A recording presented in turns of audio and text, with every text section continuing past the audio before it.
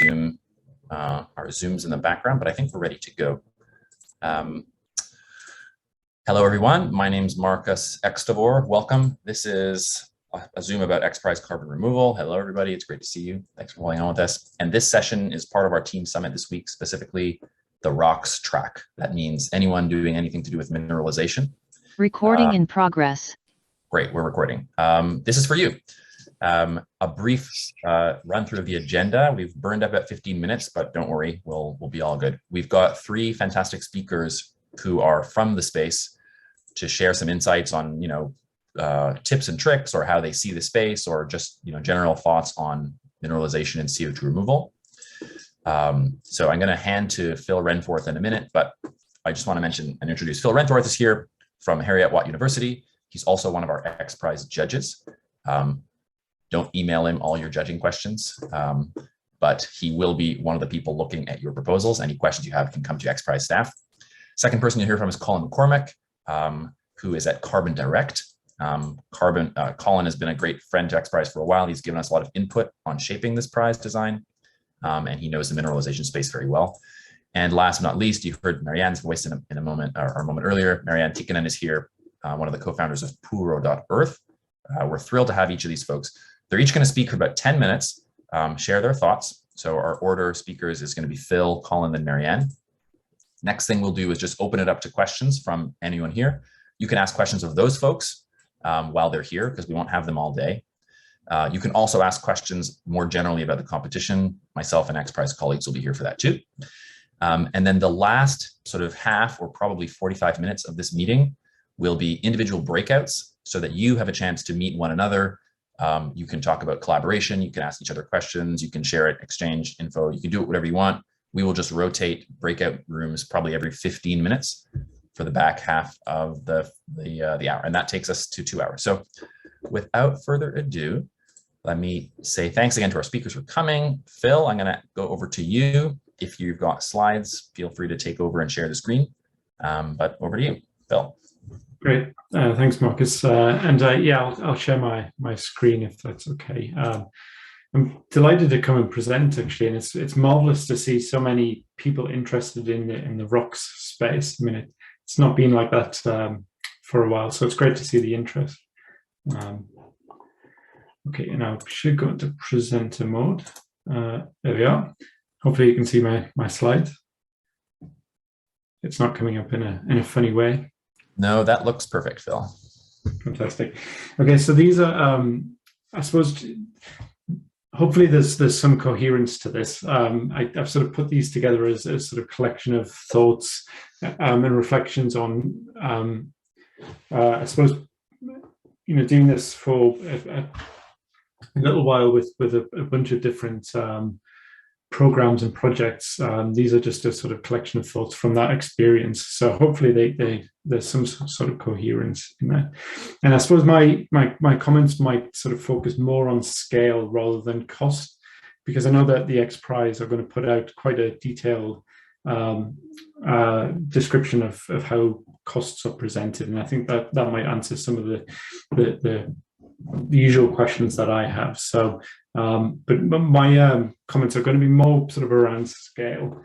And just keep an eye on the time as well.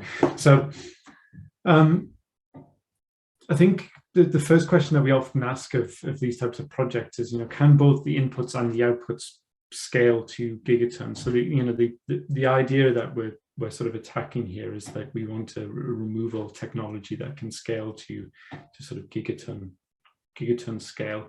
And I think that's the question that we have to pose at these technologies. So often we see folks thinking about their inputs and do they scale, but not their outputs. So if you're producing a gigaton worth of CO2 removal, and you're also producing a gigaton worth of waste solids or waste waters or waste gases, then where do they go? We have to account for those within this process, because if you're operating at a gigaton scale, there's no rug under the carpet in the planet. So we're talking about nowhere to hide that type of material. So you need to make allowances for what you plan to do with that that waste. And I would, as a sort of basis, urge projects to at least start from the perspective that what they're producing is a waste, and then argue that if you think it's a byproduct, as in you think there's an onward market for for the things that your process produces, then argue from that position rather than assuming that you've got a byproduct that you can sell.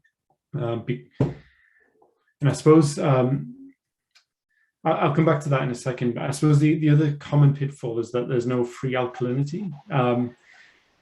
I've seen processes that, or projects that sort of have an input for a really caustic input, like a sodium hydroxide solution or a potassium hydroxide solution. And then, through the magic of their process, they form a carbonate mineral with the CO2 locked up in it. But I suppose if you're starting from sodium hydroxide or potassium hydroxide, you really need to say where that's coming from. So you don't get free alkalinity in this world. If you did, I don't think we'd have a CO2 problem, at least one that was scalable. So probably the exception of that is waste, but only to put the caveat that if you start using wastes to remove CO2 from the atmosphere, then it probably will stop becoming a waste very quickly and start becoming a byproduct. So there'll be some sort of value attached to it. And that's maybe just something to keep in mind if you have a process using wastes.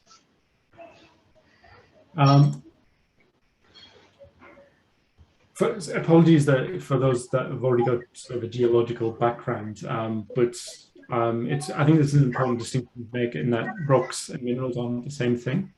And I think sometimes it's often used interchangeably. And not because I want to be sort of nitpicky or pedantic, but there is a sort of functional reason why we should make the distinction. I should say, for those that don't have a geological background, a rock is composed of many minerals, and a mineral is usually just a chemical formula. So the reason why it's important to make the distinction is that if you're looking to scale this process, you almost certainly will be using a rock. I mean, you probably won't be able to scale a pure mineral. For instance, you might sort of base your process on fosterite, which is, hopefully you can see my, you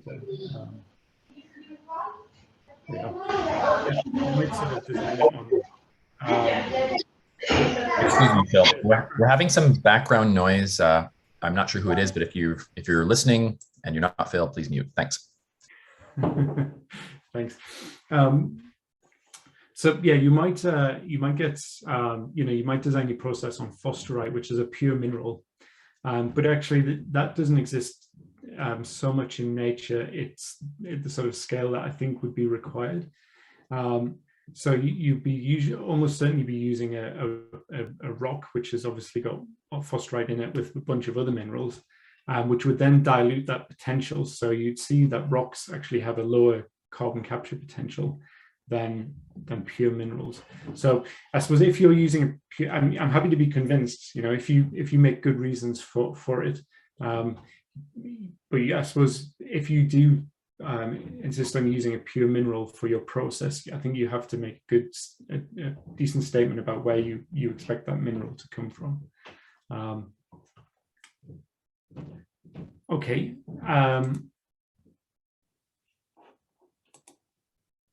Next slide. There you go. So yeah, this maybe just going back to the sort of do your products and waste, do your raw materials and wastes scale, and maybe this is something to sort of keep in mind is, if you're producing a waste material, and it's you need to say where it's going, and you need to say that within the context of what we already do as a species. So I've popped up on the slide there a table of things we do as a species in terms of mass movement. So the largest thing we do is obviously water, but then there's sort of construction aggregate, so creating rock, crushed rock. Carbon dioxide emissions are in there. Fossil fuels, the human appropriation of net primary production, which is essentially food, mine tailings production and waste from mines, cement production, steel production. the point really is that, if your process has, a waste stream that will be orders of magnitude or potentially much larger than what we already do as a species, then I think that needs a little bit more consideration and argument and discussion within your application. For instance, you might create an electrochemical process that produces chlorine. But if you've got a mass parity between, let's say, the CO2 that you remove and the chlorine that you produce, and you scale to gigaton scale, well, that's, a gigaton worth of chlorine per year, let's say. Well, actually, at the moment as a species, we do sort of on the order of about 50 million tons of chlorine productions. So you need to say where that chlorine's going if you want to be convincing in your process. So things to look out for are mass ratios. So if you use like 1,000 cubic meters per ton of CO2, 1,000 cubic meters of water per ton of CO2, then you start to really perturb what we currently do as a species in terms of water use. So I think you'll need to reason for a lot harder for where your water is coming from. And then another thing to look out for is mass parity between your carbon and other products or reactants within your system without a complete recycle rate. So for instance, if your process uses nitrogen and carbon at a sort of similar sort of mass parity, and you're not recycling all of that nitrogen, let's say less than 99% of it, then you'll end up really perturbing what we do is what our impact is on the natural nitrogen cycle. So, I think it's worth thinking about this within the context of what we do as a species and what our current sort of impact on the environment is. And I know I'm running out of time, so maybe I'll just do one more slide, I think. And this is something that I've seen in a bunch of projects previously, and it's a sort of what you might call a bait and switch in CDR. It's where a process is designed for a specific raw material. For instance, it might be a waste stream. And then the reasoning or the logic that a project applies is that process can then be applied to a much larger collection of materials, a different waste streams. So, for instance, you might have a process that reacts CO2 with ash, for instance, from flue gases, combustion ashes. And then you make the assumption that that can then apply to waste streams like slag or cement and demolition waste. Well, I don't think that's actually, the geochemistry of those materials are different. So I think that doesn't necessarily apply. And so I think if you do design your process for a material in mind that isn't necessarily scalable, you need to make good arguments to why that can then be applied to other materials that are scalable. Sorry, I probably ran over my time, so I'll just stop there and maybe we'll follow that up with questions later. Thanks. That was great. Thank you so much, Phil. I saw at least one comment saying, wow, what an amazing table. And there was a request for sharing slides. Mike's just noting the recording of this entire session will definitely be made available. So definitely through that method, if not another. Let's go to Colin then, and then Marianne. Colin, take it away. Thank you. Hi, everybody. I don't have any slides, so I will just jump through. You'll have to look at me. So Phil, as always, is brilliant and has covered all the important stuff. I'll just try to add a little cleanup here. Let's start with energy. So the reason we care about mineralization, of course, is it's exothermic, those reactions. And a priori, that makes you think, great, your energy budget is very small. And that would be a bit of a trap. So the trade-off for the fast geochemical reactions in mineralization is that they're slow. And excuse me, for the exothermic reactions is that they're slow. And so usually to design a practical process, we have to accelerate them. That can involve grinding to improve surface area or a bunch of other kind of tricks. And those can rapidly blow up your energy budget. So in addition to kind of the mass balances that Phil really highlighted, it's going to be important to think very, very careful about your net energy consumption. I've seen strategies that then say, great, I'll use renewable energy, zero carbon emissions from that. And of course, that's a deep trap to fall into because the alternative use of that renewable energy to displace fossil might have a much larger net climate benefit than going through a complicated mineralization scheme. And B, that's a hell of a lot of renewable energy to put demand on. So this is probably obvious, but think very, very carefully about those process intensification and their energy demands.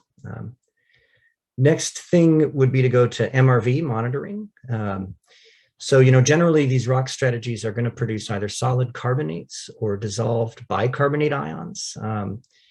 In the case of the latter, dissolved bicarbonate ions, we get a kind of a 2-for-1 bang for the buck. And so those are very appealing, but the MRV on that is often much harder. So it's almost always easier to measure inputs into the system rather than directly measure carbon drawdown that results from the system, unless you happen to have solid carbonates as the product that you can literally weigh. And particularly in ocean-based settings or anything with water, that bicarbonate measurement process is a deep challenge. So happy to talk about that. I don't want to belabor that here, but this is critical to think about. Monitoring carbonates in soils is also challenging. This is more of a kind of a soil science sampling issue. It can be handled, but I have in the theme of traps, I've certainly seen people imagine that they could rely purely on, say, remote sensing to try to detect that, and just that's not true. Soil sample measurements and very, very thoughtful calibration of those kinds of remote sensing or broad scale sensing approaches are absolutely critical here. Let me jump over a couple things that Phil covered. Utilization, a lot of concepts in utilization, concrete and cement, very, very interesting here, but it's very important to think about the source of the CO2 that's being used in those utilization concepts. It's easy to imagine, great, I can react CO2 and form mineral products that have economic value. If that CO2 is coming from a point source capture that's fossil derived, you're really talking about an emissions reduction rather than carbon removal. So there's I know there's lots of careful LCA thinking that's going into this, but it's very important to be aware of drawing a bright line where that source of CO2 is. I had some thoughts on mineral supply, but I think Phil covered them. No free alkalinity, that's absolutely true. Lots of industrial wastes to potentially be used, but many of them come with drawbacks. Extracting legacy industrial wastes can often mean disturbing natural settings. They can be within protected areas. They can be near settled areas. Trying to literally extract them at gigaton scale will have consequences. I'd like to highlight that particularly for environmental justice concerns. If you want to go digging up or disturbing industrial waste that's near settled areas, you often can be running into real potential impacts on disadvantaged communities. That applies also for air quality. So mine tailings, other things that you might like to use as a feedstock by further exposing them to air. That can be a very successful strategy, but those need to be handled very carefully such that you don't create downstream air quality impacts for some of those tailings or other materials entering into the air and affecting downwind communities. Let's see. So I want to hop forward, trying to save some time here. Hop forward. Land use and regulatory concerns are also key. I'll speak only to the US context. I'm afraid I don't know the European context very well. Anytime you want to use the surface for instance, enhanced weathering, or you want to broadcast crushed basalt, you definitely need landholder permission. There can be regulatory requirements, but in particular, it's important to think about who owns that land and how onerous it is to get their permission. Farmer by farmer is a real tough thing to do to scale to gigaton. So being thoughtful about how you're going to get that kind of permission is key. When it comes to injection, so anything in situ, in the US, there is still some confusion about what kind of well permit is required. Conventional CO2 storage requires a Class 6 well permit from the EPA. Only 2 of those have ever been issued. They took years to do. My understanding is that injecting CO2 for mineralization, a la carb fix or some other sorts of concepts, is still a bit of a murky area. Not clear whether a full Class 6 permit is required or class 5 or others could be used in that case. So being thoughtful about any sorts of injection you would want to do for disposal of either CO2 or this could also apply to groundwater needs to be thought through carefully. There's a lot more to say on that, but I'll leave that for questions. And in this same regulatory theme, it's probably worth mentioning in the US legal context, there's a separation between surface rights and mineral rights. So owners of the surface don't necessarily fully control subsurface activities. That varies state by state. So thinking very carefully about who really owns the right to do anything with the subsurface and the context of the state that you're in is going to be very important. So I would urge you to overlay that with your locational thinking and also your sort of future scale up thinking of what's feasible to get to full scale. Okay, I blasted through that. I'm going to try to get us a couple minutes back. Why don't I shut up there and we can move on and we can take maybe a couple more minutes of questions at the end.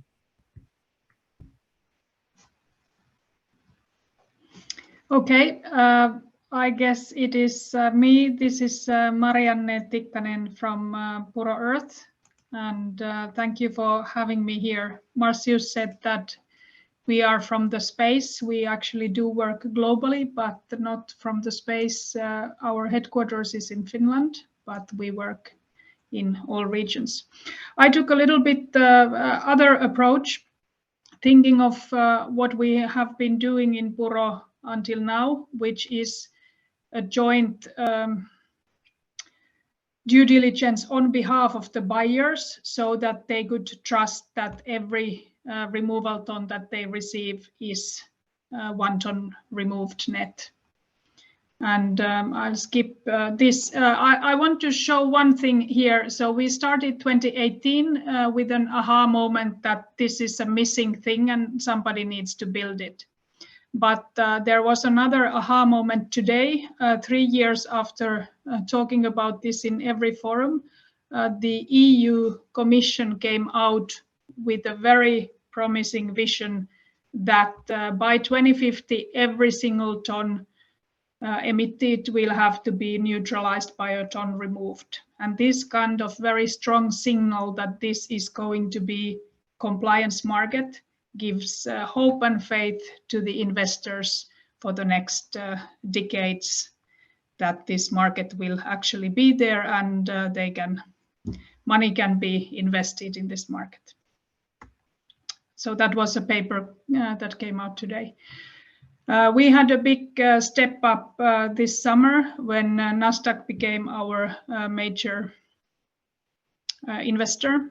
And also all the customers that have trusted us and made this commercial end-to-end verification, verified carbon removals, trade and change hands have been major steps.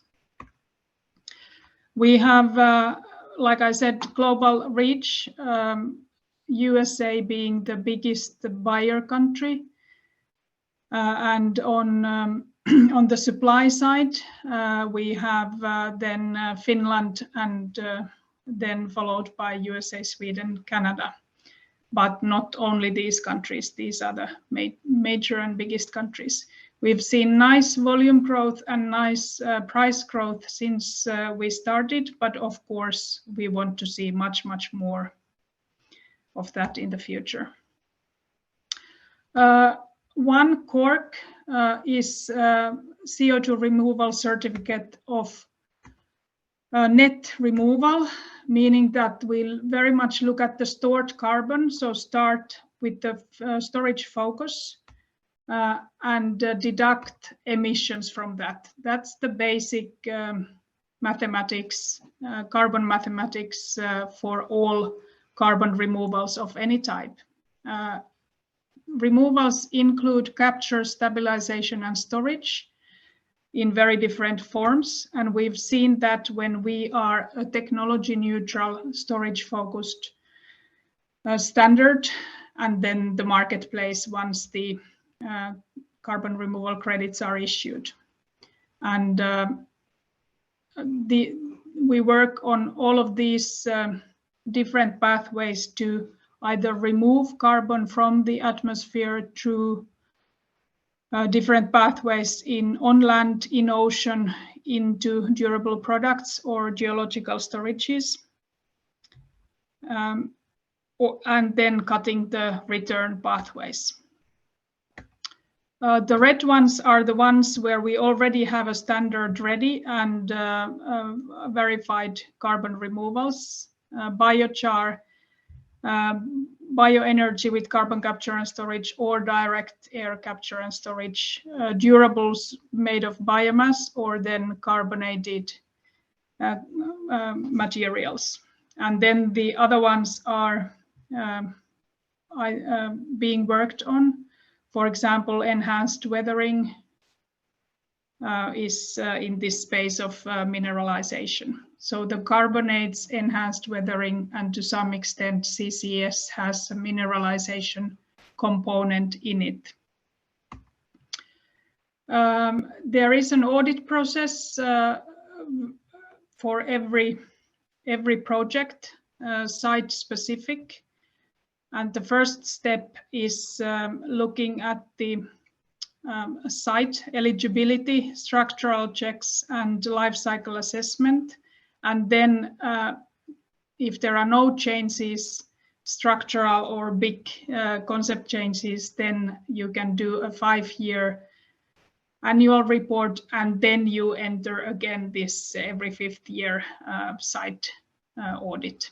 And the annual checks are the annual record keeping of production, CO2 source, emissions, sales, lab results, deliveries, everything that can change and be checked every year. And this is where I would like to end for you who are now developing carbon removal, mineralization, carbonation technologies. What would I advise you to keep in mind?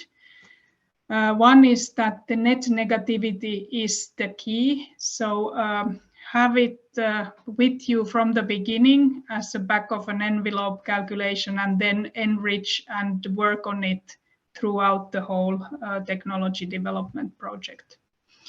Verification is another thing which you need to keep in mind.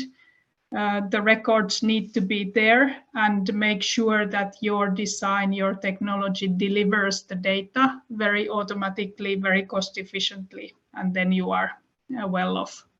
The safeguards already mentioned here, environmental and social, need to be kept in mind. And I would personally consider especially water, biodiversity, and then the local community. Monitoring. Anything that you can eliminate in the design phase, in the structural specifications, do that as much as you can beforehand.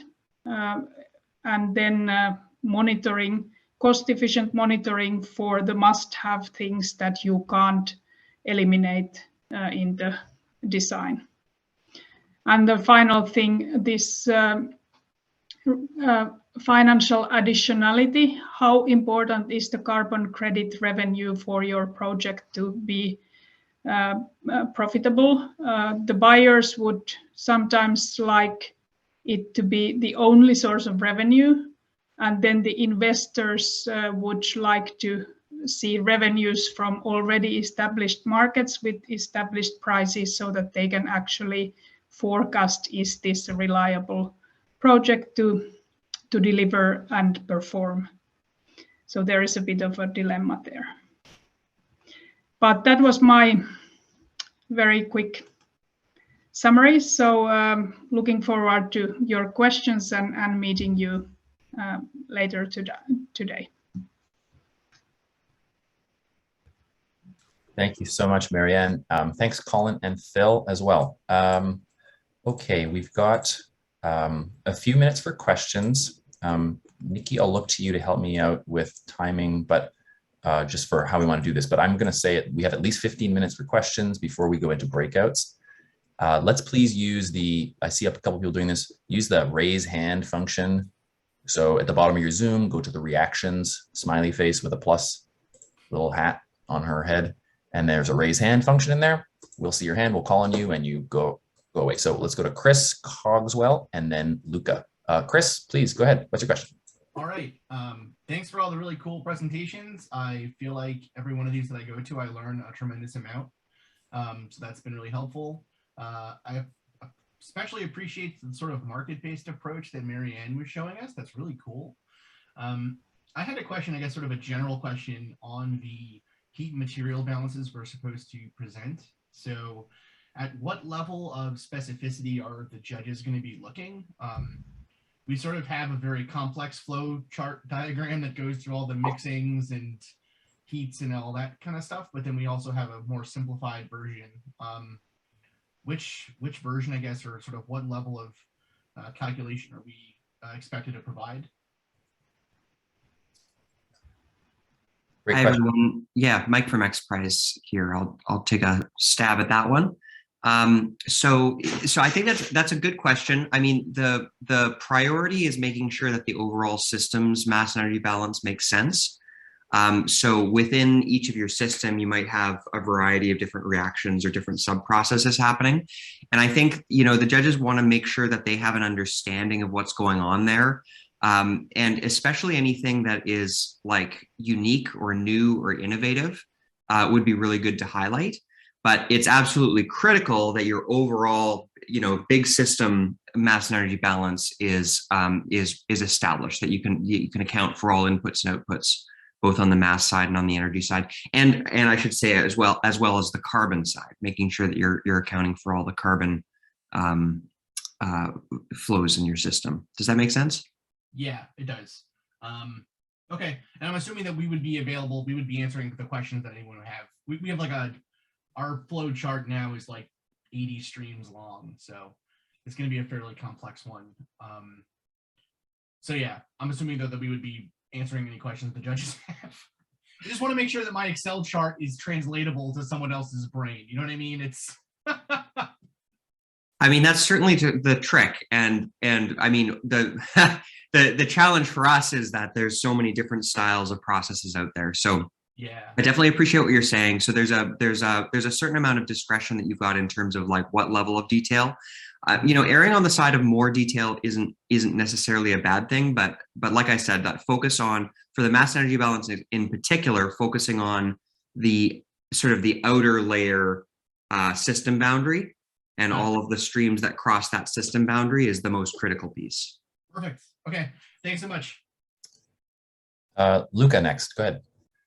Yeah, first of all, thanks for the presentation. I actually related to the exactly same question because drawing the phase diagram, I've come up with a question about, for example, the electricity flow rate. In that sense, it has to be calculated or it has to be integrated. I understand it is calculated for the LCA because, of course, the source of electricity make a difference.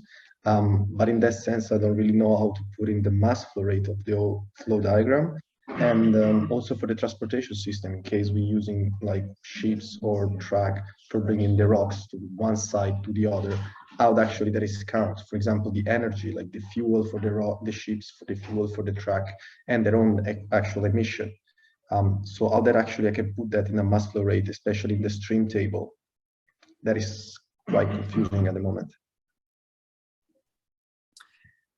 Yeah, good point. So, I mean, I believe that the life cycle emissions form does ask specifically for transportation, as does, and you can implement that in the cost form fairly easily as well. The emissions associated with transportation can be taken in like, ton kilometers kind of thing. On the mass and energy side, we didn't have the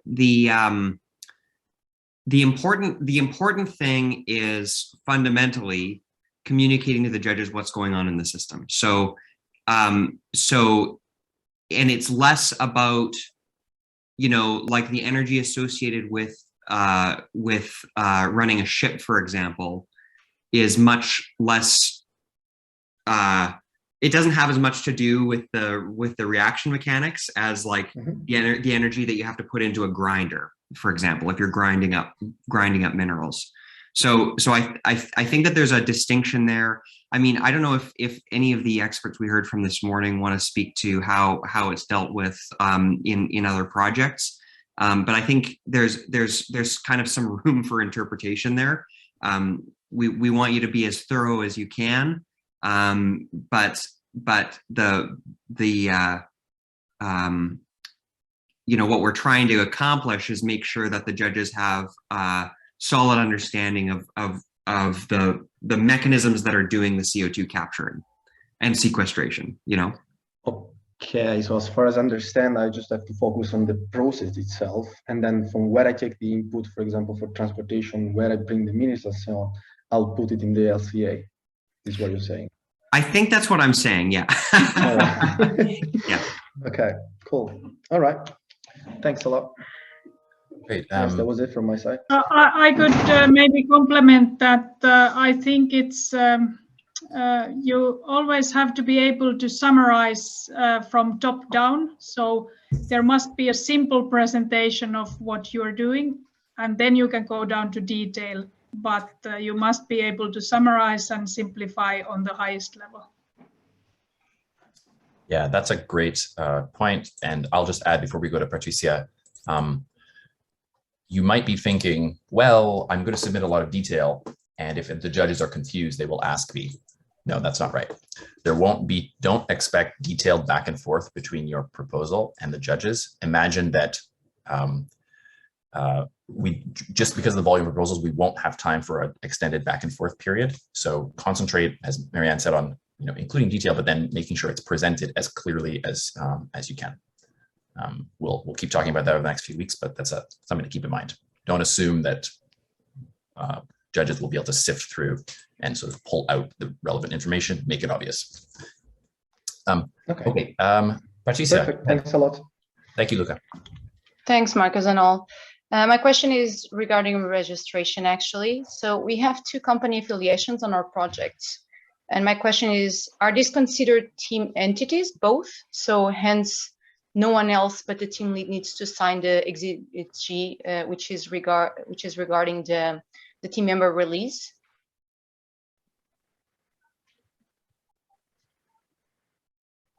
Sorry, you're muted. Yeah, sorry, I muted. I think the answer is yes. So even if you have other partner affiliations with your team, whoever you designate as a team lead is all we really need to know about for the purpose of the agreement.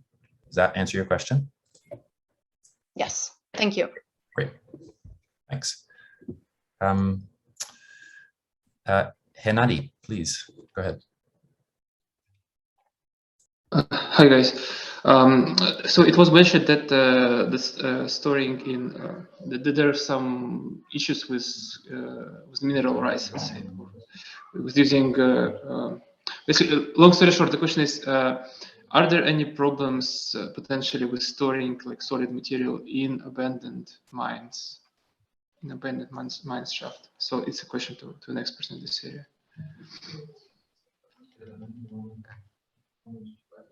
So maybe I'll take that since I raised the comment. So you would have to probably demonstrate that there's a pathway to regulatory approval for that, since presumably there would need to be some regulatory approval to inject new material into those mines. Demonstrating that as feasible within some set of jurisdictions would probably be sufficient, but the specific requirements will be up to the rules from XPRIZE.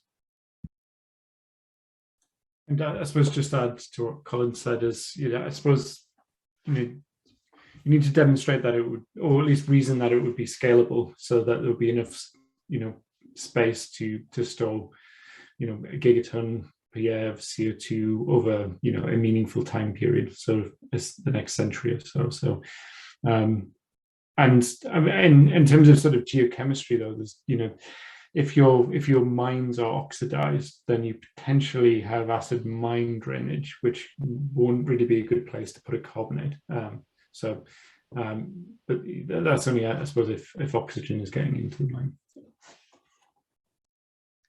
If I can just speak from the competition perspective, like the rules perspective, whatever you do during the competition needs to be legal. you have to make sure that whatever you're doing, like between now and 2024, is legal, and that you know you can get the permits, for example. However, we do understand that it may not yet be legal to do gigaton scale. We're not asking you to do gigaton scale, and so you'll be asked to articulate in the scalability section of the application. You know, you can speak to that uncertainty, but it's not like a just because it's not legal today doesn't mean that it's out. Does that make sense? Yeah, I think just to clarify, Mike, you're saying just because the things you may need to do to get to gigaton are not legal today, it's not out. But anything you do physically that you demonstrate should be legal. In case there's any doubt, we're not liable. But you don't want to be either. So, and we're not trying to encourage that. May I complement a little?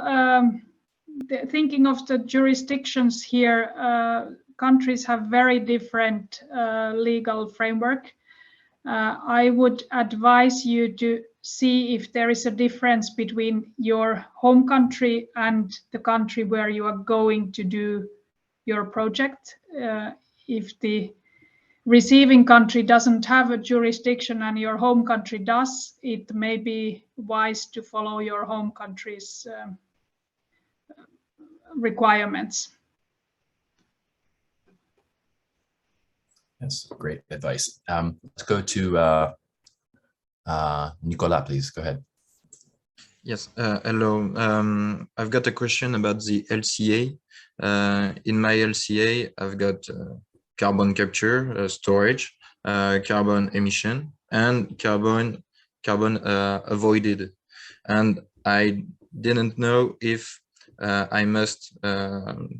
I can't count at all the carbon avoided, or if I can subtract from my emissions the carbon that I avoid, because I replace something today that generates a huge amount of carbon. So how should I calculate it?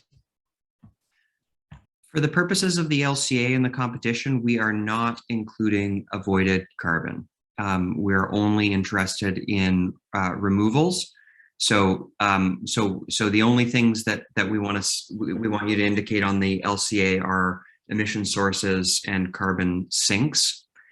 However, you can talk about the avoided emissions and potentially the products you produce or whatever the co-benefits are in the sustainability section of the applications. So that's you can talk about that with the judges, but numerically, as far as the LCA is concerned, we're only interested in removals. Okay, thank you. A complement to that again, we also in Puro don't calculate or quantify into a cork these avoided emissions. You can have them there as more or less marketing material and self-declared. So some buyers do want to see also that part. I would advise you to separate fossil emissions, biogenic emissions, and land use emissions, so that if there is somebody who needs to see them separately, that is also available. Great, thank you. Thanks for the question, Nicola. Kunal, please go ahead. Thank you for having us here. So my question, so let me introduce myself. So I represent this group of scientists and engineers who are working out of Canada and USA. We're working on a project called Solid Carbon. It's an offshore direct air capture and carbon sequestration technology. So the main idea is that we'll be able to capture we'll be able to do direct air capture of carbon dioxide and then inject it within ocean basalt. Now, my question is to essentially all three of the panelists here. So ocean basalt sequestration is still fairly, being worked at. I mean, even the monitoring technologies needed to kind of understand how carbon dioxide essentially mineralizes are still being developed. And so essentially from perspective of verification, how does that work out? Because I did not see geological sequestration in Marianne's slide in the ocean track. And so I was just curious, what are the panelists' thought, especially on with regards to offshore basalt sequestration? Thank you.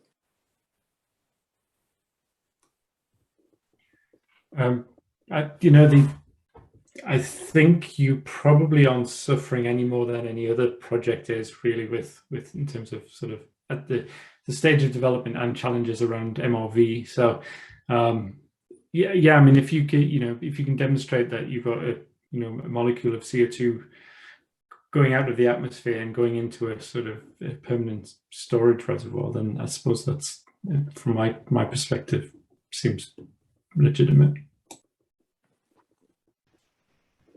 Yeah, I would agree with that. And I want to remind that there are very different types of buyers. Some want to support very immature technologies where the science is not yet discovered, and some want to have more mature things where they are sure of the science and no longer uncertainties exist. So you can find both types of buyers. Nothing much to add. Yeah. Great. Thank you, Kunal.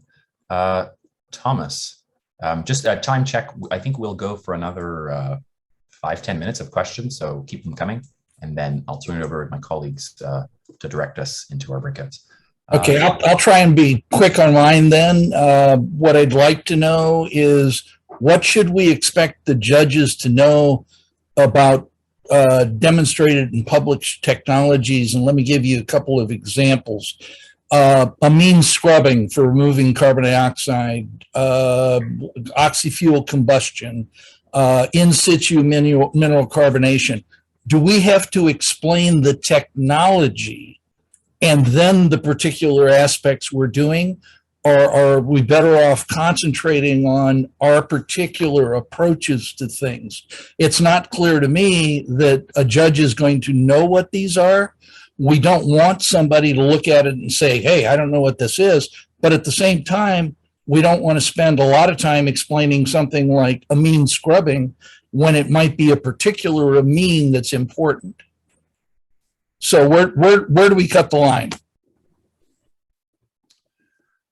I'll just start, and I'll invite any of my colleagues to build on what I say here. Our judges know what they're doing. They know what they're talking about. They know the basics. We have a panel with a very broad range of experience, and so all specifically the technologies that you mentioned are all technologies that I know we have expertise on in the judging panel. So I can write it like I'm writing a paper as opposed to like I'm doing an explanation to a high school class. So I think it's important to start with just a very brief explanation with all the steps so that everybody knows what the terms of reference are, and then very quickly shift into the areas of novelty, or where the area where you're really adding value. That's my recommendation. I mean, Marcus, Phil, what would you say? You're in good hands, Thomas. I'm not going to. I'll say that you're right. The only thing I would quibble with that Mike said was the basics. The judges, they know the basics and they know everything. Together, they know everything. I'm only half joking when I say that. I think we have a significant fraction of some of the deepest thinkers on Earth in our network of judges, people like Marianne and Colin. We have a whole group of people that are also going to be skimming through the proposals to sort and filter them before the main judges like Phil get their hands on them. And so we're doing this collectively so that you can write freely, Thomas, about your stuff. You don't have to explain amine scrubbing to anybody. Assume amine scrubbing, check, just keep moving straight on and just to focus on what you are doing, either with amines or what's new that you are doing. And I said there won't be time for Q&A. If you do include something that no one understands, we'll definitely get in touch with you. If this is like, wow, this is novel, we don't get it. The thing you can't count on is, this sentence isn't complete, or this is an ill-formed thought and we can't read the diagram. That's the kind of thing you need to watch out for. I hope that helps. Thank you. I would like to challenge you, Thomas, to explain it also to your mother. There is some marketing. It has to be simple to be selling. And so take a challenge in writing it in 3 lines that anybody could understand. But that's very difficult to do with the thermodynamics that are taking place internal in our systems. I am assuming that someone with an engineering level understanding of thermodynamics and heat and mass transfer will be reviewing this. Am I wrong about that? You're not wrong. The bios of the judges are public. Be careful. I'm going to go to ELAS in a minute, but be careful what you wish for. You may get more scrutiny and depth on the thermodynamics process than you're. I love that. That's good. Yeah. Yeah, we're ready for you. I'm smiling because I know which judges are going to go deep on it. So, but you're in great hands. Great question. Elias, go ahead, please. Yes, hello everyone. Just to clarify, because I'm a little bit confused on the scope, we are talking about the carbon dioxide removal from air and ocean, but flue gases are in the air. And I was told that removal from point sources is out of scope altogether. Colin also brought up some comment related to that. So is that accurate, or is it out of scope? Say, for instance, that we are removing CO2 from that is emitted from biogenic sources, like a combustion of biologically based materials. Is it out of scope? Biogenic sources are in scope, and fossil sources are out of scope. Okay, so just point sources that are using fossil fuels that are out of scope.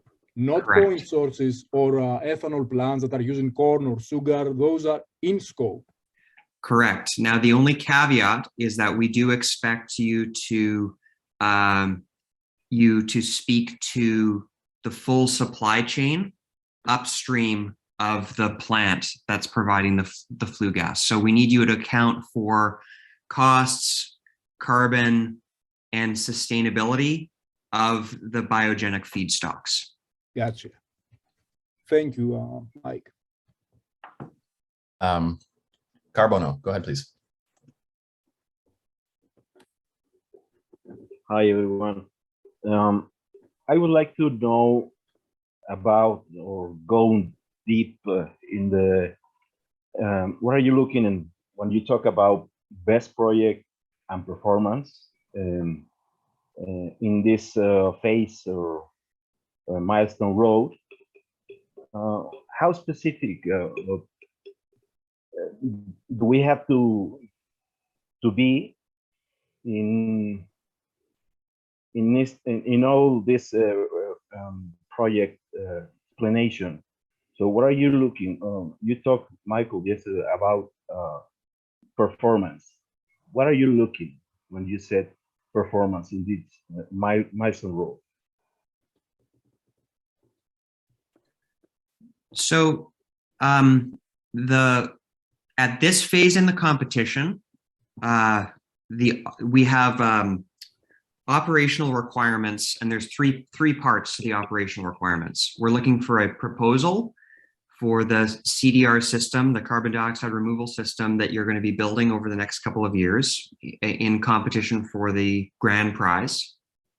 The second thing we're looking for is a demonstration, and that demonstration can be it's up to you to define the scope and the scale of the demonstration. We don't have any requirements, but we want to see that demonstration show the performance of some aspect of your system. We call it the key component of your system.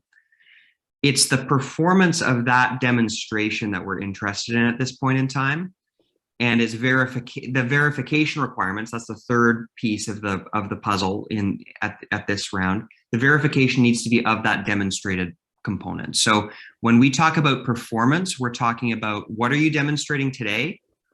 How is it supposed to work? And how does it work in real life? Does that make sense? Yeah, but I'm quite worried about explanation, the documents that you are looking for, that how the detail must to be in order to support our system. I could be really secure about what we have, but I'm kind of a little worried about all the documents that must show the performance, not in the physical way, but in a maybe abstract or in quantities and documents and measurements that you could understand perfectly how our process works in order to be measured. That's my main worry. I don't know if I'm explaining or yeah. Yeah, I understand. So we provided some templates with some checklists where we try to describe that. You know, at a very broad level, you know, it's a good idea to include some drawings so that the judges understand, you know, what you're talking about. We ask you to define the performance metrics that characterize your demonstration. So, you know, basically write out in words, you know, what exactly, how do you define performance? And then we want to know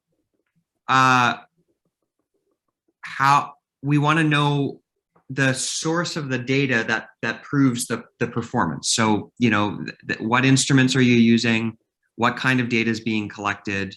And then how does it boil up into essentially works as intended check, or, you know, still work to be done.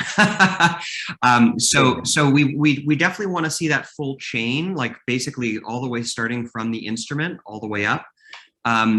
You don't have to provide us with every data set that you've ever collected, but we want to understand how it works, and we want to see evidence that you've operated your system and that you have a good understanding of how it works. Okay. Okay, we are going to see if we can do two more very quickly before we go to breakouts. Peggy and then Maurice. So Peggy, go ahead, please. Yeah, my question is for Marianne. In the very last slide that she showed, she talked about buyers of carbon and that they would like no other source of revenue. And my question with that is, like if we want to protect a national forest or a natural ecosystem, what we use to protect it is extractive reserves, mushrooms or medicinal herbs, or anyway, those become sources of revenue. And was she saying that buyers don't want that type of complexity? That's my question. Yeah, and now I can't put all buyers in the same box, Peggy, but there is this concept of financial additionality, that the sponsor wants that their money is the only reason why that activity exists. It's a legacy from the emission reduction era, which does not fully translate to carbon removal era. And I think that there is maybe that will be thought of, but at the moment some buyers find that very important. Some don't think in that way. Some think that it's good if there are several sources of revenue and many byproducts. So don't take it as a given. You'll find other types of buyers.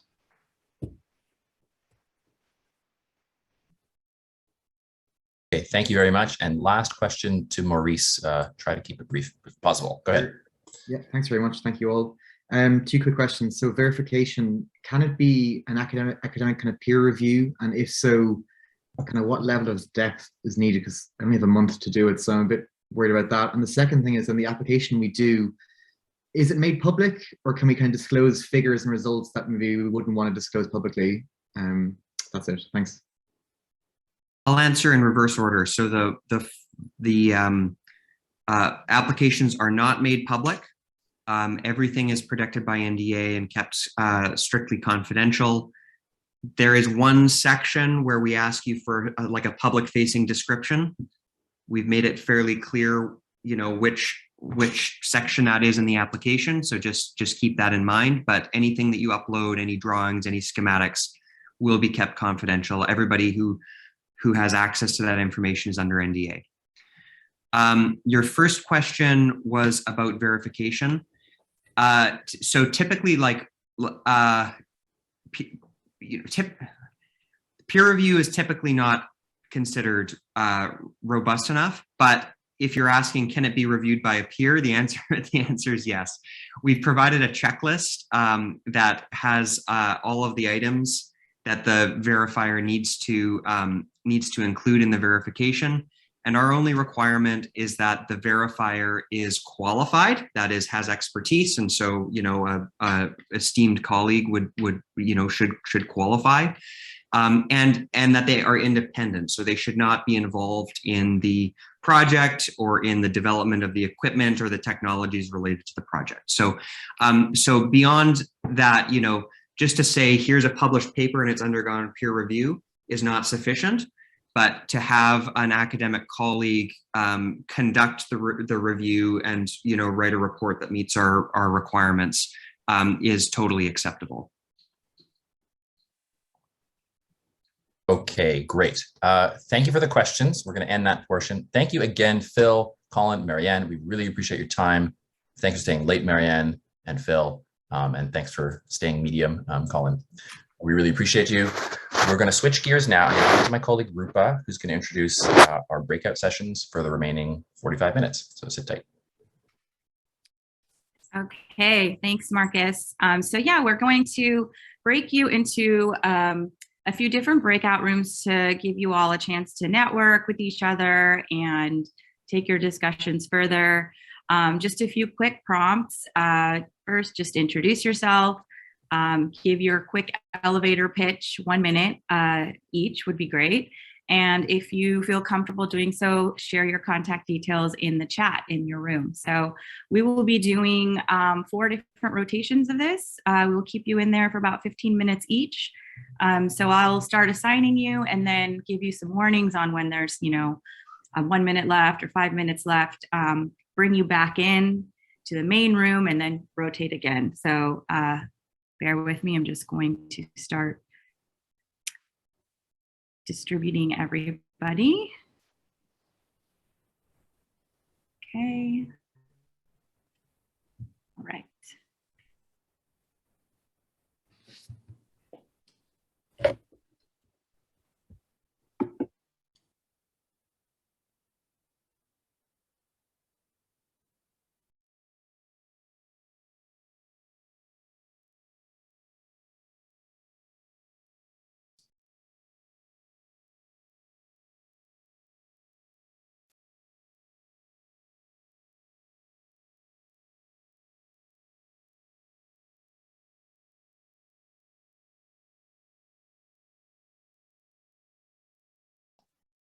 Hello, how's everybody doing? Okay. Familiar faces from previous ones? Yeah.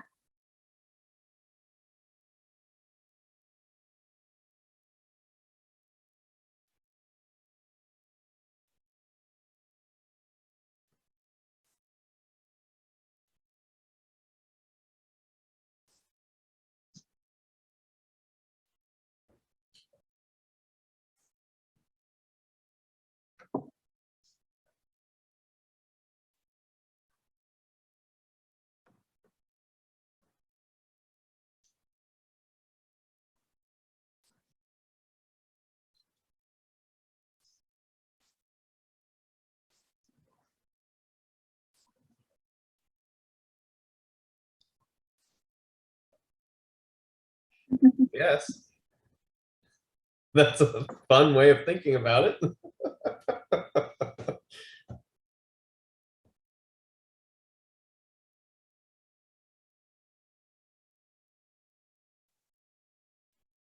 Does somebody want to go first on elevator pitch? I'll do mine really fast because I'm not particularly rock oriented, but I wanted to hear about the various ideas for mineralization, since putting carbon in a solid form ideally sequesters it for a much longer time than any other form, since you're trying to make the carbon transaction from the atmosphere to to the land space anyway, whether it be a plant or a rock, trying to get it there out of the atmosphere. So mine's direct air capture, and then producing actually just solid carbon products like activated carbon. So that's what I'm doing.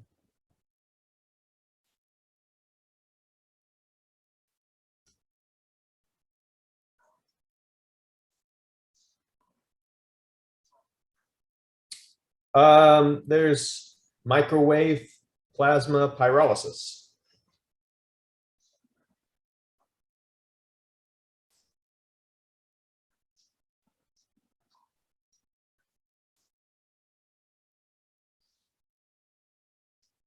Oh, that was on the XPRIZE material on the website.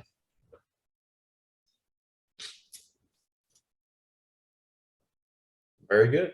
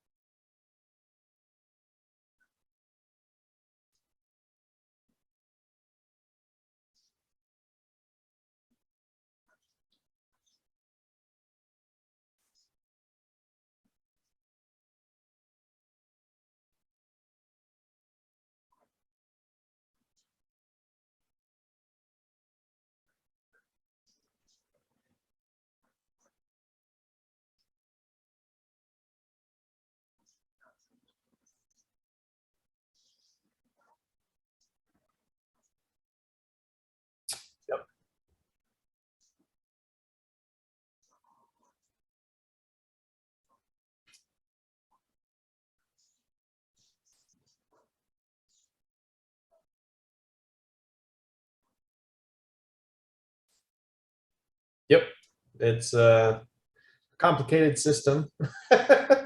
It's based in two parts. One, a capture part via zeolites, and adsorption. So you capture and concentrate as one engineering solution system, separate from the feed it into a microwave pyrolysis unit to disassociate the carbons from the oxygens. It's very energy intensive, I'm not going to lie, and it's going to be difficult.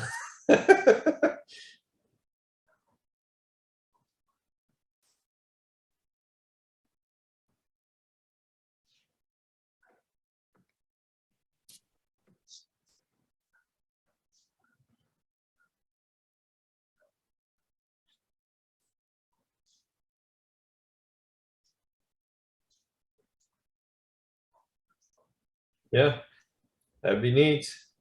I mean, the funny thing is as I sat down to contemplate what are the best design solutions to just a generalized problem, the first thing that any company has to do is become an energy company because of the thermodynamics behind getting carbon from one place to another is just so horrible.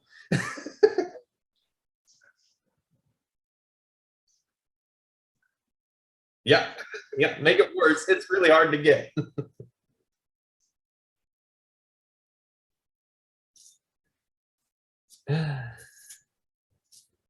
Sorry, Andrew and Brittany were on calls yesterday. I'm interested to hear from Paul or Kai.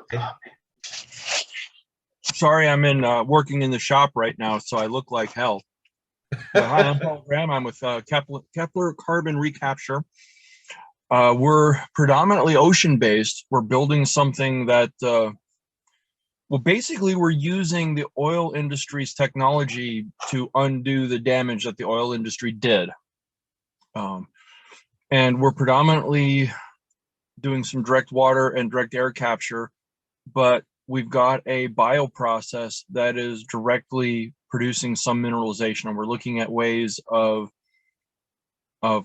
directly precipitating some of the CO2 out of the water and out of the air using some bio and some chemical processes. And yes, the very first thing we did was look at building a power plant. That was the very first thing we did. In fact, the whole core of the system is wrapped around the power plant, which for us is kind of an everyday thing because laughingly, you said go to Mars. Kepler Shipyards, our parent company, is a aerospace R&D company. We're building equipment to go to the moon and go to Mars and live in deep space. Very cool.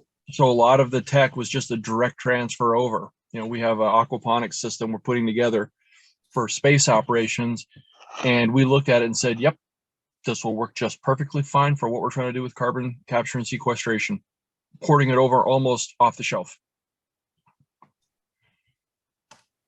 So that's what we're doing.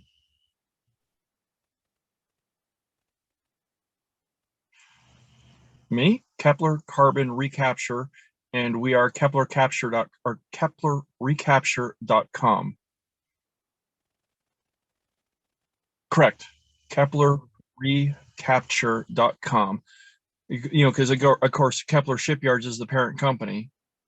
You know, and you know, we named after Johannes Kepler, the founder of orbital motions,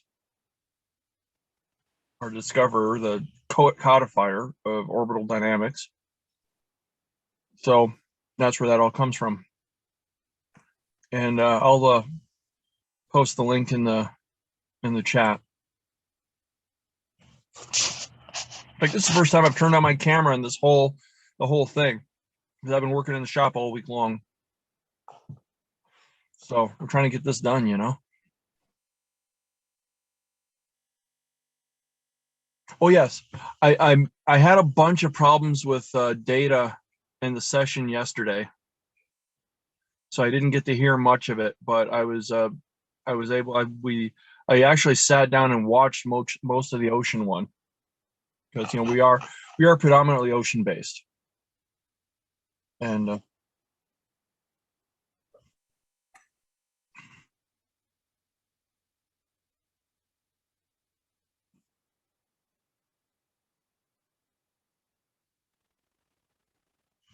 you should post that link.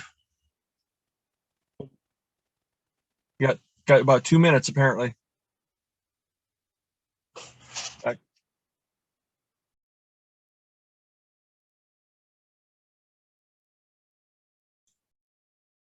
Maybe he stepped away.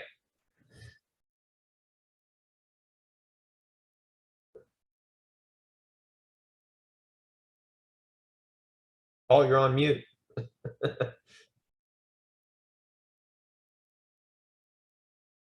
Well, that's because I was the one who was just talking.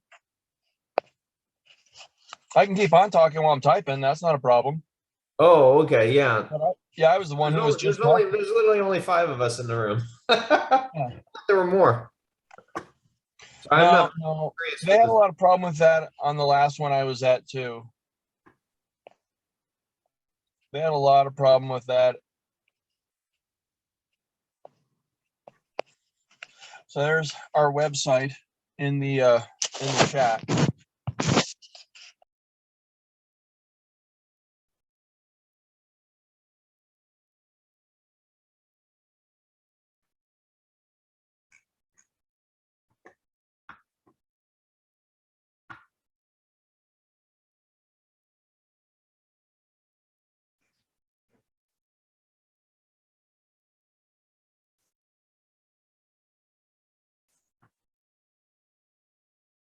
Well, it was a pleasure to see everyone.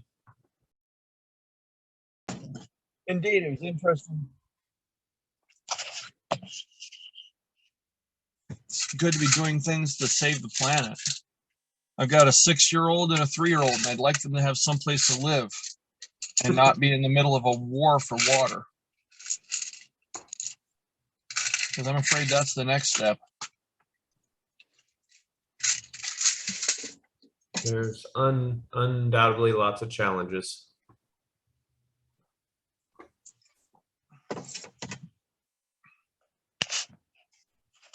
Well, good to hear everybody. I guess we'll see somebody in the next room. Maybe see some of you again. The last time I saw the same 3 people on every room.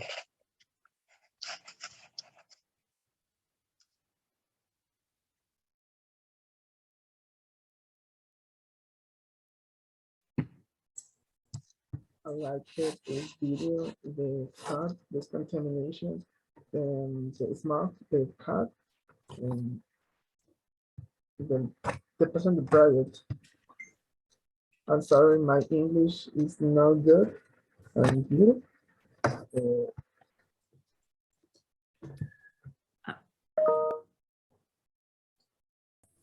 Sorry, I was on a phone call that was pre-scheduled. So the meeting's over, is that? Well, we are just about to switch back into rotations for a couple more sessions, and we'll keep them at 10 minutes. So I think everybody is back now. Rupa? Yes. So how many people are you putting in each session? So we were kind of waiting to find out. Well, ideally the right number is around 9, I think, depending on the capacity, depending on how many people are joined. But we might increase the number to maybe, let's see, we've got 60 people on, so. It's just so that we know if we're waiting for more people to join or not. It's hard to know. It's hard to know for us because some people may drop after Exactly. Yeah. I think what I'll do is I'll just create 4 rooms now, so there's more people. I was also told that some rooms are very quiet. So if you do have other things going on or, that sort of thing, please feel free to drop. These sessions are really just to allow people to network and talk to each other. So, and don't wait once you're in the session. Go for it. Yeah. Introduce yourself, give your quick summary of your project, and share contact details. We just want to give you all an opportunity to talk to each other. So I'm going to put us all back into rooms now.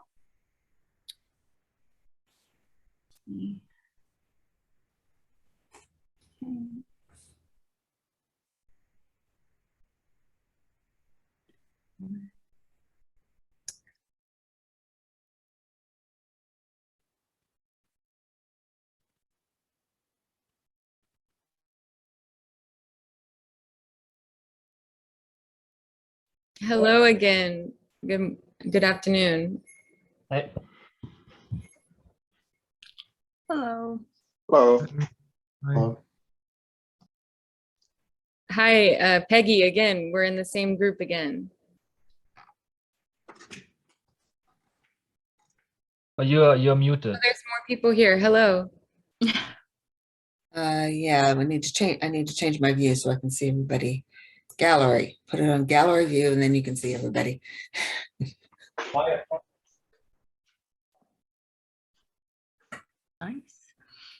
Nice. Driven through there. So what are you guys all doing? What's your team? Are you on a team in the rock track? Well, I'm on a team in the ocean track, and I came in thinking so in our sequestering process, we are looking at mineralization. So I came in not being sure what I was going to hear, and so just listening to see what's going on. Kepler carbon recapture is my team, and that's so I just came on to learn what I can learn. So yeah, for us it's also kind of a crossover between air and rock, whereas the rock is more the sequestration storage area. Yeah, and I'm Kevin. I'm from Germany. We're a German team located in Stuttgart, and yeah. Your technology. Oh, okay. So yeah, we basically we do DAC, concentrated carbon, and then convert it into a material which I can't name yet because that's kind of the novel thing and not data. And then that material is quite reliably to be stored somewhere and can actually really stay there, don't touch it, and nothing happens to that. Okay, got it. I guess I can go next. I'm Kirtana. I'm part of the student team from University of Wisconsin-Madison in the US, and we also are doing DAC as our main thing. We use waste materials as our as our main material, and then we're able to form like a stable mineral as sequestration. So that's the rock part of it. Very cool. We're from Illinois. We're a student team from Illinois, so very, very nearby. Nice to meet you. Yeah. We're doing, so we have waste biomass, like from agriculture waste after corn is harvested, for example. We could take the corn stalks, and then we can put it through a special process that will liquefy it for us, and then we can put it underground and encourage underground microbes to break it down into and put it into stable forms.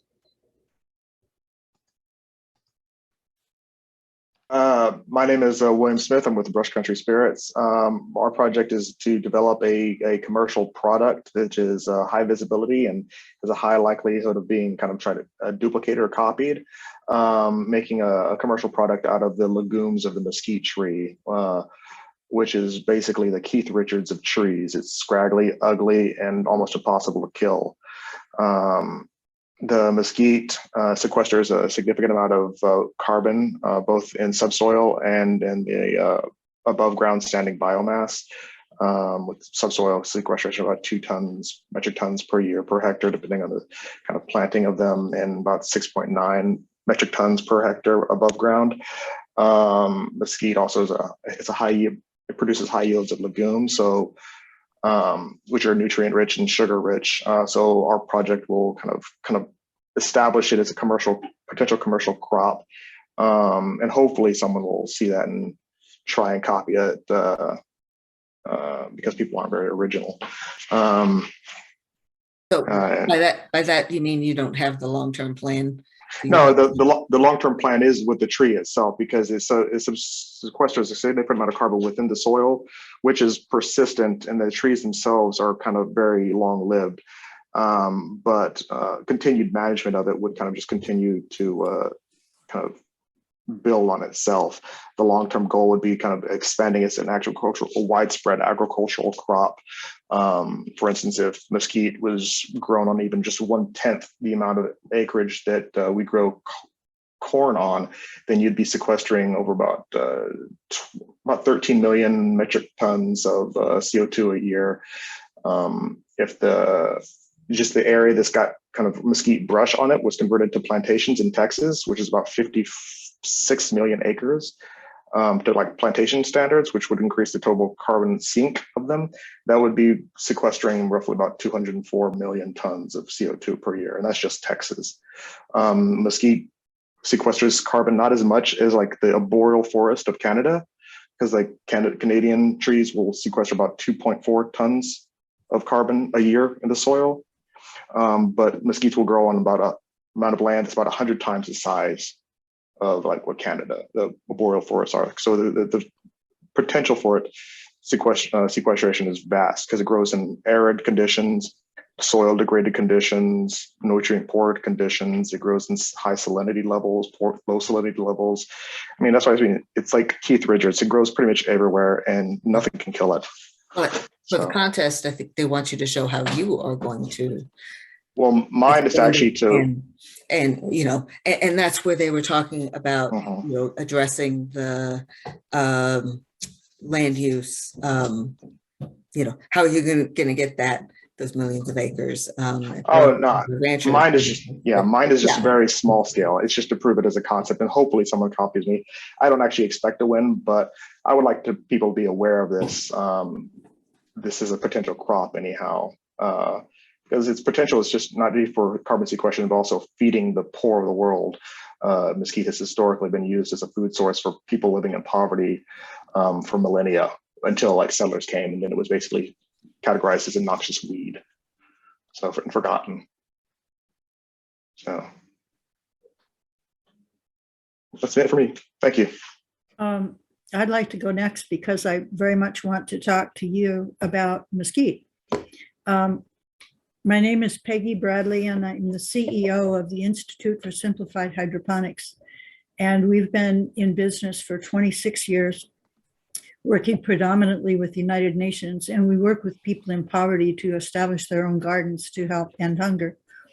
And our proposal is going to be that that people in poverty be allowed to reforest 10 acres, and that then they will be living on the extractive reserves of those 10 acres.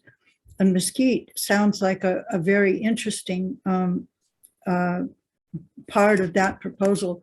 We're looking for things that have, besides high carbon value and long lived, we very much want things that have extractive reserves, because the way that we're going to retain the forest is if the people in poverty are more dependent on extractive reserves than they are on the wood.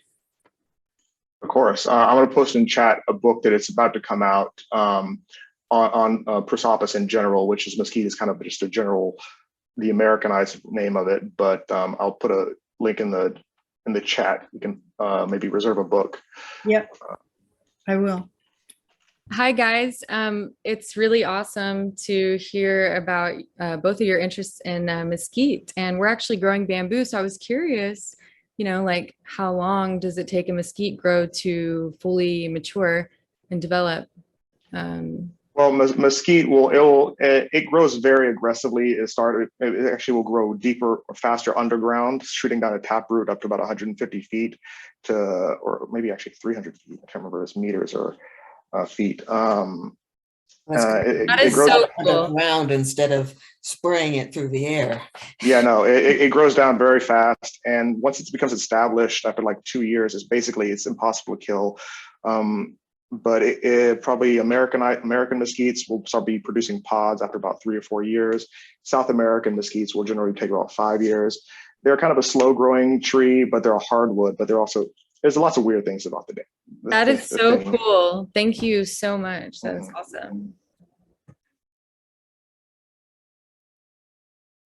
They're not active, or they missed the December deadline. Is that by any chance means? Yeah, they have team profiles, but they haven't completed one of the steps of registration. So that's what that means. Does that mean they disqualified completely, or? No, I mean, they are able to complete registration. Once we're done with the milestone submission, we'll be opening up registration again for those folks. I see. After, so in February. Right. Yeah. So they can finish registration for the grand prize. We've closed it for the time being. So yeah. Are the team profiles now visible outside of being signed into the POP? They are not. They're not yet. No. At what point do you do that? Because it'd be nice to be able to point, an investor to it so they could see that we're a registered team. We're not sure. We can take that to our POP development team to see if there are plans to do that. In the meantime, I'd say definitely create a website. We encourage all teams to do that, to share with your networks. Yeah, well, on our website, then we wanted to link back to it, but of course it takes us to the contest instead of to us. One thing I could say, Debbie, we generally don't make a habit of sort of releasing a list of registered teams in a competition. Okay. If you are having a conversation with someone that if you think it's helpful for them to know that you are registered, beside you telling them, you feel free to send them to us. They can email us at carbon removal, and we can say, yes, of course, we know Debbie Lee and her team is registered and blah, blah, blah. We can confirm that kind of thing. Later in the competition, for instance, we'll publish the lists of finalists toward the end, or the lists of milestone winners, and possibly a broader list as well. But we generally don't publish a list of all teams registered. But yeah, as I said, if you need a third party to sort of confirm that, for us to confirm, we're totally happy to do that. All right. Well, good to understand that how this going to work, so we can just work around it. All right. Thank you.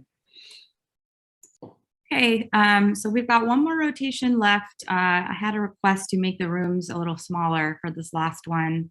So we're going to cut, we're going to put less people in each room this time. So 1 second.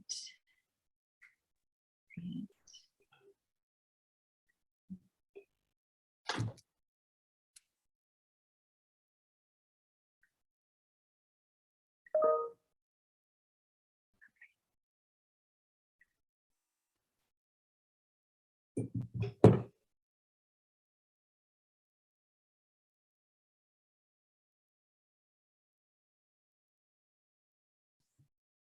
everybody. My name Hello. Hello.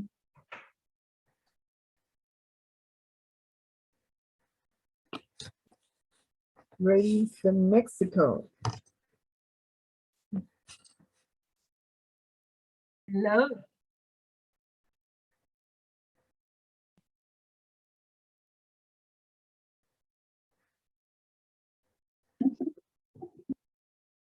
I'm sorry, it's Hello. my name is Hello. Puro, Hello. Here's also Mexico speaking.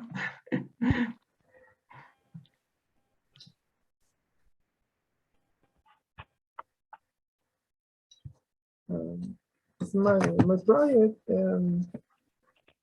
a new formula chemical unicorn in the world, and purification, a cleaner, and anything purification, and certification, international, and process patent.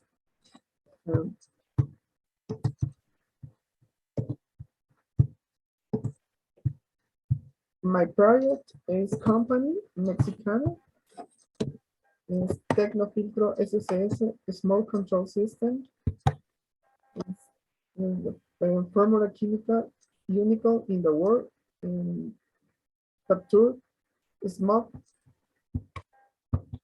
and certification international, and the best results in the world. Is demonstration the episodes the formula chemical.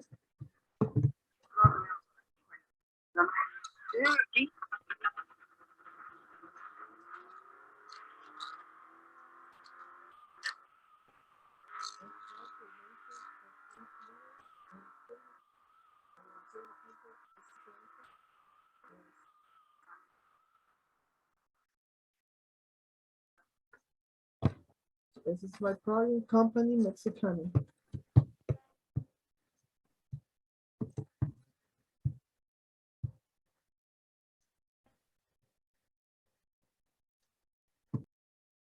Can you guys hear me?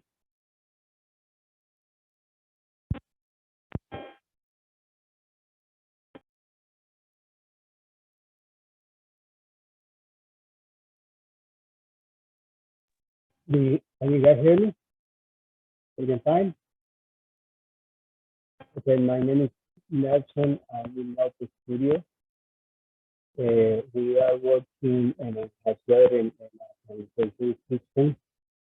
We are putting together a small model for phase one. So that's where we are. If you want to reach us, the team is Nelson Studio Project, and we got it together.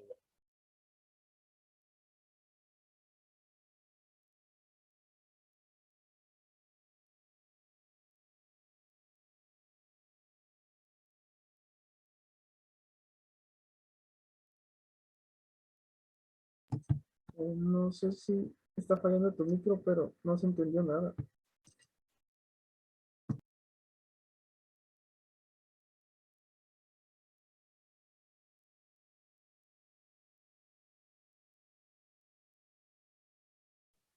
Hi, my name is Isabel Kreiner. I'm representing a group of researchers in Mexico from different universities all over the nation.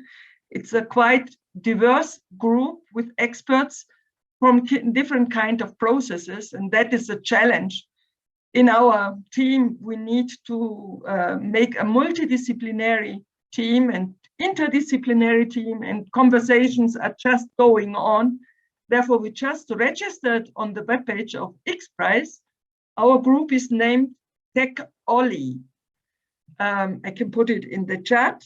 We just haven't made up the mind which kind of technologies we will like to prefer. Can you guys hear me now well? Can you hear me now? Okay, Yeah. cool. Okay, I introduce myself again. I'm sorry about that. I was changing mic.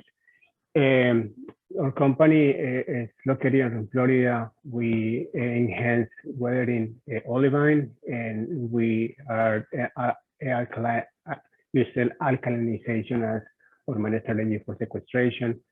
And we are trying to build obviously the scale model for phase 1. And anybody interested in Florida to join, you can reach us on Team Notebook Studio. Thank you so much.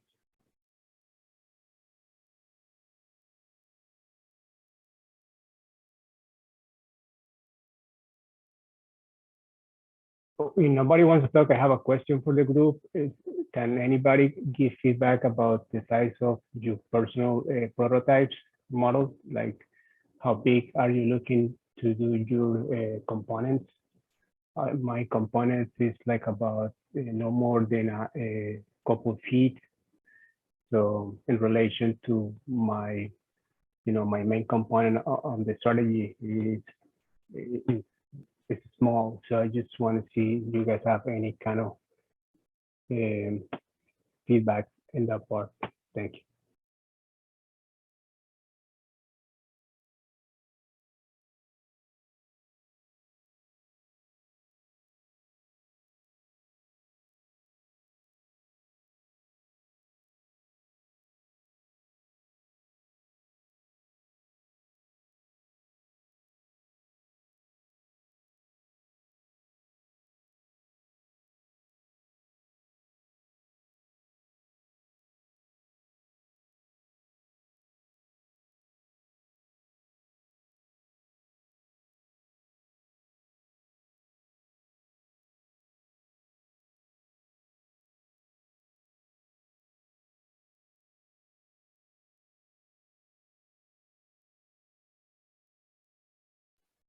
Ariel, can you hear me? Do you hear the question that I asked?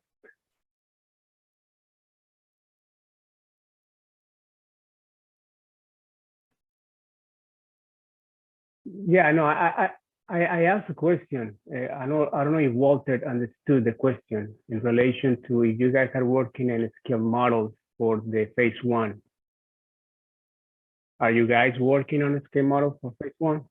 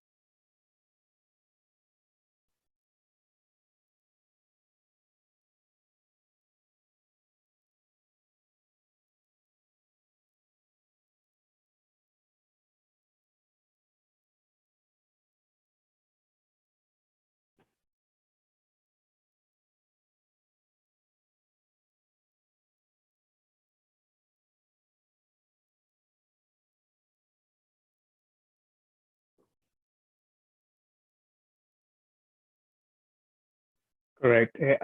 Andrew, I have a following question, probably not related, but I'm in Air Miners, and a couple weeks ago, I was approached, well, not approached, I started talking to Arnold Calalo.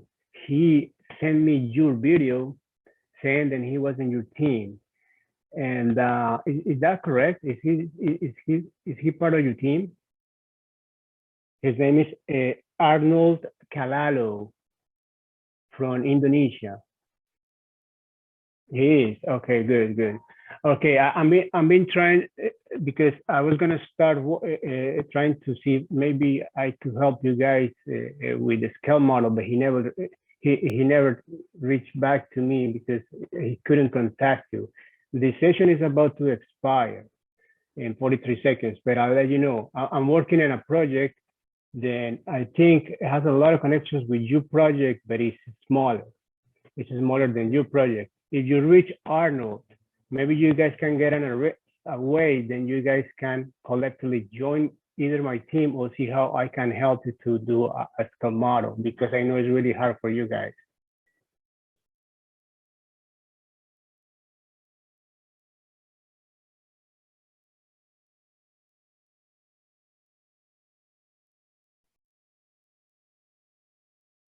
All right, I'll put it so you can reach it. Okay.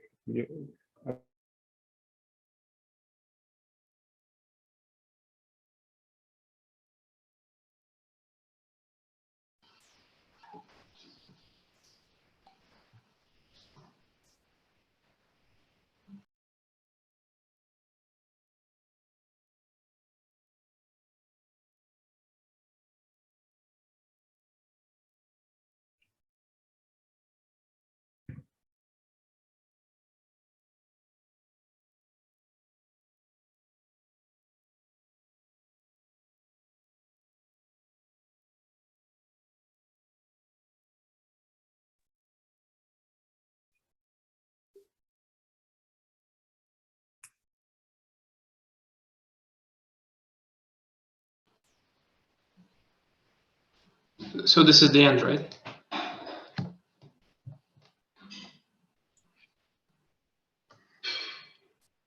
Rupa, do you want to play us out here? Yeah, I was just waiting for everyone to get back. Okay, well, that was the last breakout session. We will be sending recordings of all our track sessions out once we get through tomorrow's session, which is the air track. But thank you all for joining. Let's see. Marcus, Nikki, Mike, any other closing remarks? No, thank you. Thanks for joining. Talk to you all soon. Yeah, thanks everyone.